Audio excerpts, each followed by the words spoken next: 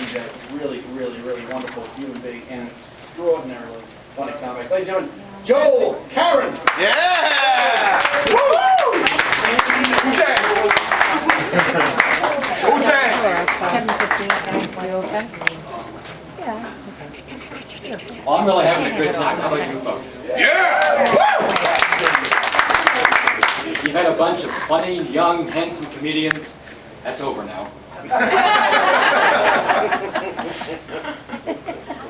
My name is Joel, and I'm old. Everyone tells me that. My friends tell me that. Eric tells me that. The government tells me that. I don't need their help. I know that. There are signs everywhere. Used to be, I'd come in a place like this, and first thing I'd do, I'd make a note of the emergency exits. Now, I want to know where the bathroom is.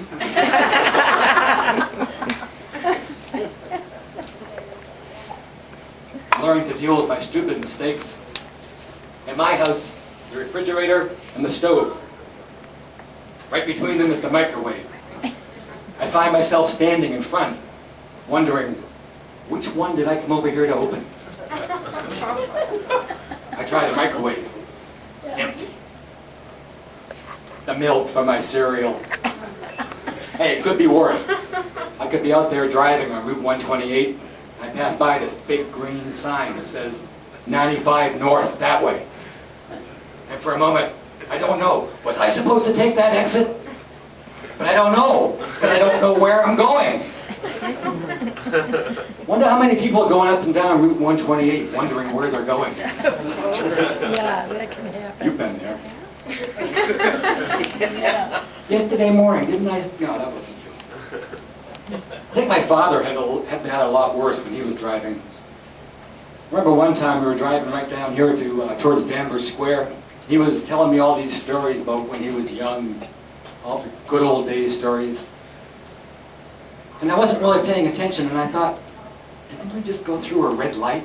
And I didn't really think about it. Then about a mile later, same thing happened again. I thought, that was a red light we just went through. So now he's really got my attention. So I'm watching, and sure enough, here comes this another intersection. The light's red. He's not slowing down a bit. So I tried frantically to get him to stop, get his attention. But he just cruised right through, didn't slow down a bit. We were lucky. Finally, I shouted, "Dad, you're going to get us killed. You've gone through 3 red lights." His eyes got real big. He looked at me and said, "Am I driving?"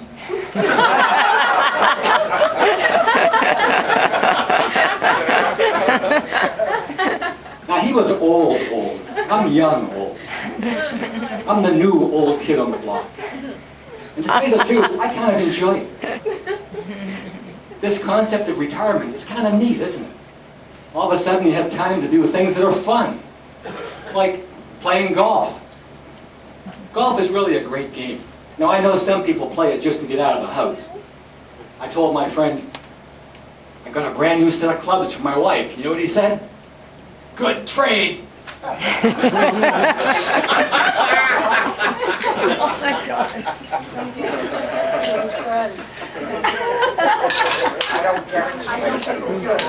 See, you thought I traded the clubs for my wife. It wasn't a trade. I didn't trade the clubs for my wife. I said the clubs for my wife.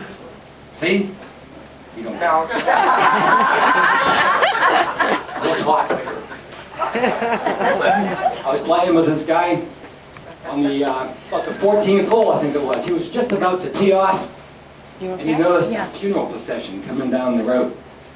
And he stopped right in the middle of his swing, dropped his club, took his hat off, bowed his head in prayer until the procession passed by. I was stunned. Afterwards, I told him, I was really touched by that show of respect. And he said, well, we were married for 32 years.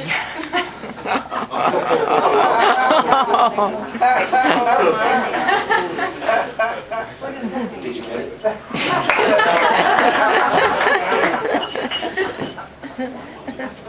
My brother was on his deathbed.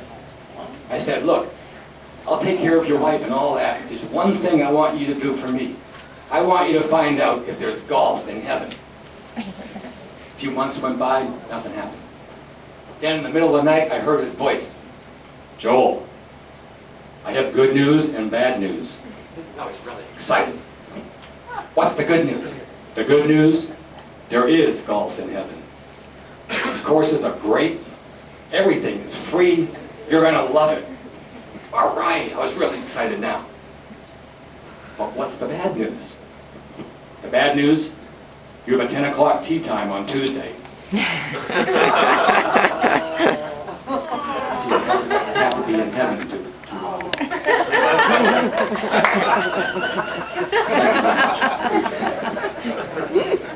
It's the cleanest one yet to be up there.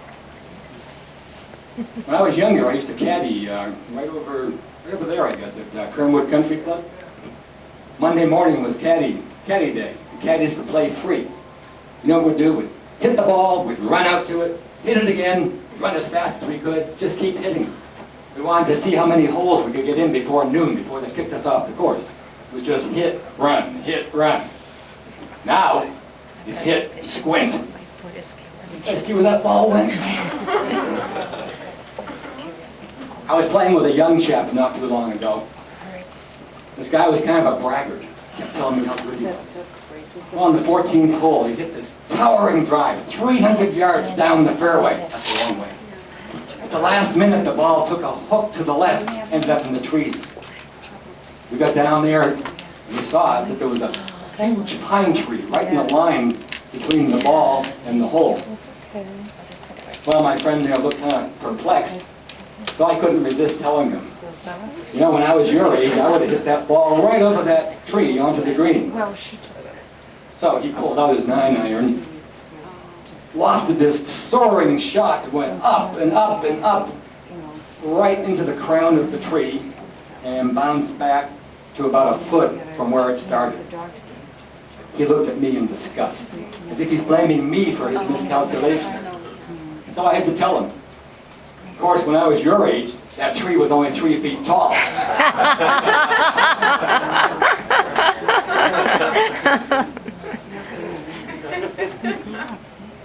You know, having time to play golf is not the only thing that's good about growing old. There's a lot of surprises. The surprises every day as you grow old. You've probably seen a lot of these. In fact, I made a top 5 list. The top 5 surprises from growing old. Now, it would have been a top 10, but my attention span just isn't what it used to be. The top 5 surprises from growing old. One is you have to put your glasses on first. You have no idea what I mean, do you? Number 5. No one expects you to run into a burning building. Life is so much easier. People don't expect anything of us anymore. Number 4 surprise you get from growing old. There's nothing left to learn the hard way. We've learned it all. We've been there. We did it. We graduated.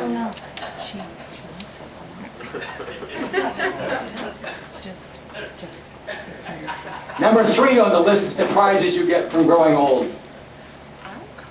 That little old gray-haired lady you helped across the street, that was your wife. That was a surprise. Number 2, you sit in a rocking chair and you can't figure out how to get it going. You've done that, haven't you? We've all done that. And number 1, the top surprise you get as you grow older, the stuff you buy now won't wear out. Not in your lifetime, it won't.